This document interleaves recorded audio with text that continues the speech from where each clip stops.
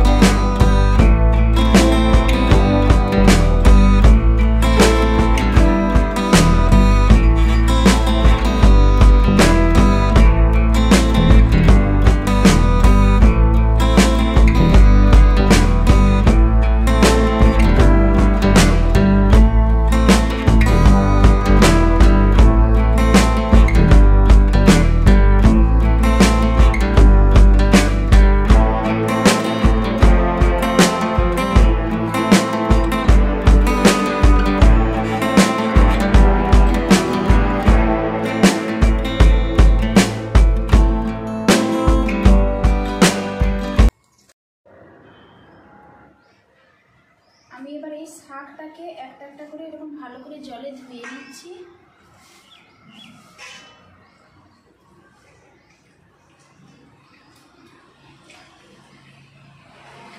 তারপরে জলটাকে একটু ঝরিয়ে নিচ্ছি ভালো করে, শাকটাকে জল থেকে তুলে।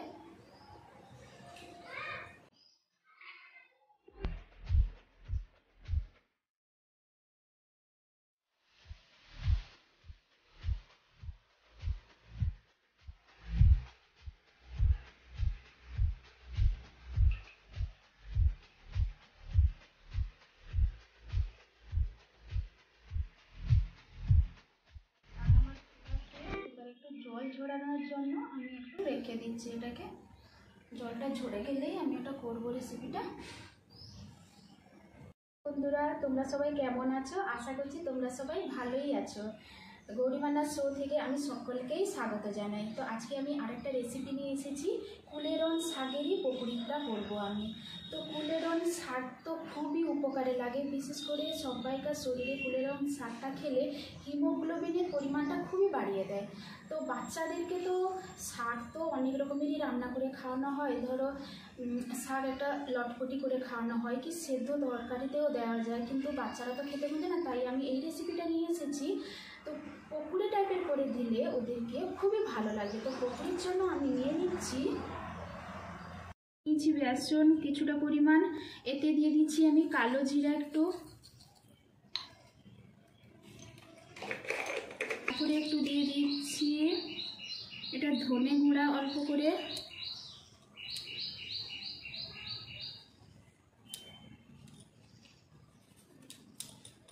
পরে আমি এটা অ্যাড করছি মিট মশলা একটু,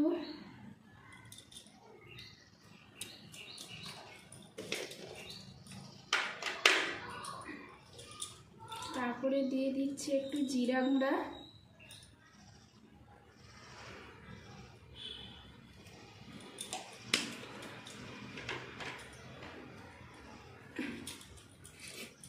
দিচ্ছি শাকটা একটু ধরো তেতো একটু হালকা কেমন লাগবে যখন আমি একটু সামান্য চিনি দিয়ে দিচ্ছি।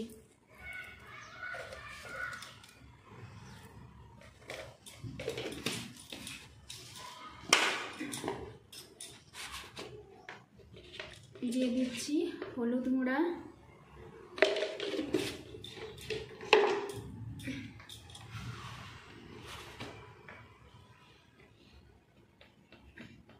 আর একটু লঙ্কা গুঁড়া,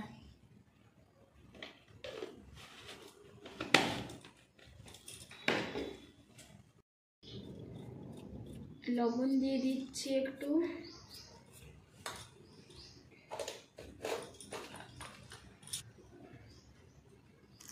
তারপরে জল দিয়ে হালকা মাখিয়ে নিচ্ছি বেসনটাকে একটু।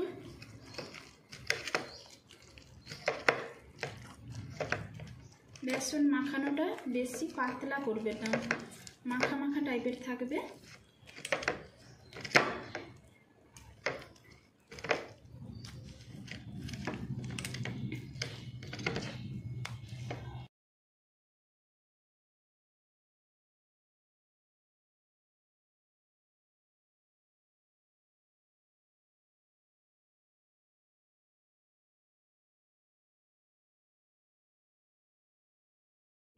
ভালো করে গরম হবে।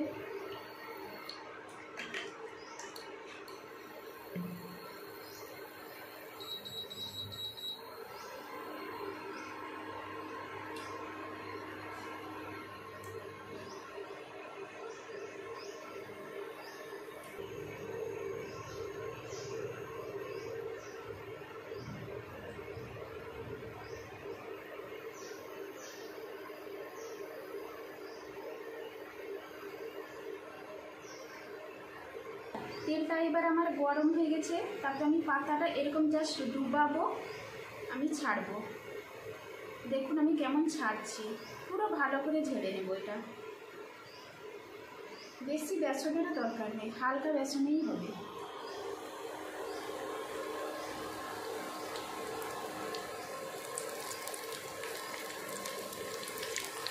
আবার একটা পাতা এখানে ডুবাচ্ছি, এরকম করে আমি প্রত্যেকটা ছেড়ে নেব।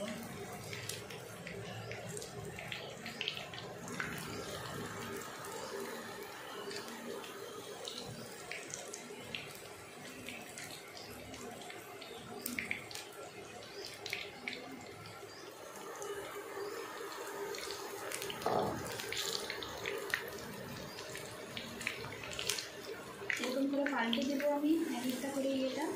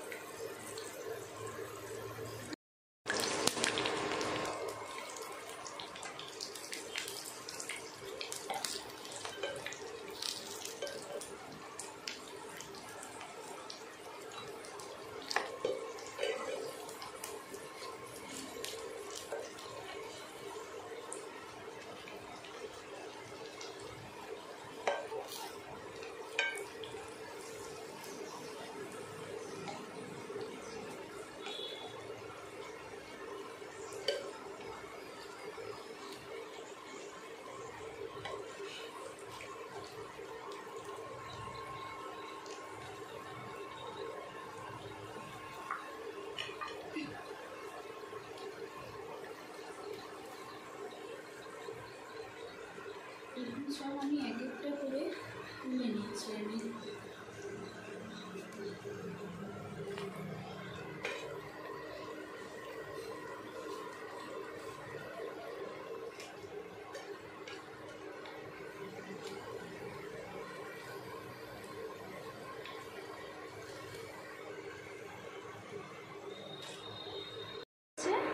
এবার আমি এক একটা করে এটা তুলে নেব।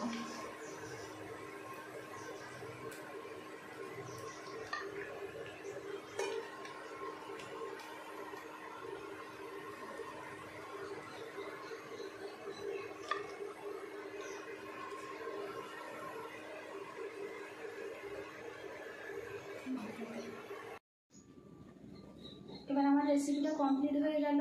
এই যে এক একটা করে সব আমি পকোড়িগুলো ছেঁকে নিয়েছি। তো রেসিপিটা যদি আমার সত্যি ভালো লেগে থাকে তাহলে অবশ্যই লাইক আর সাবস্ক্রাইব করবেন।